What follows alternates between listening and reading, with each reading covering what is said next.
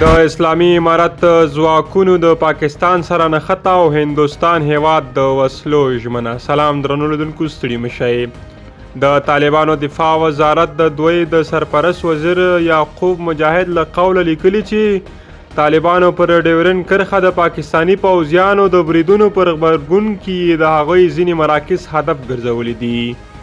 د طالبانو د دفاع وزیر په خبره دوی په هر ډول حالاتو کې چمتو دي چې د تیری ځواب ورکړي. بلخوا هندوستان دفاع وزیر مولا یعقوب ته د هر ډول هوایي او زمینی وسلو ورکولو ژمنه کړې تر څو اسلامي امارت ځواکونه د پاکستان سره په نښته کې پاتې رانشي. د یادونې وړ ده چې دا به د هندوستان هیواد څلورمه جوپه مرسته شي چې افغانستان سره یې کوي. پر پکتیا، خوست او کونړ ولایتونو د پاکستاني جیټ الوتکو د تیرې شپې برید کې یو شمېر ماشومان شهیدان او ټپیان شوي دي چې په دې کار سره د اسلامي امارت ځواکونه د پاکستان سره پر پوله د جګړې لپاره د دفاع وزیر امر ته منتظر دي.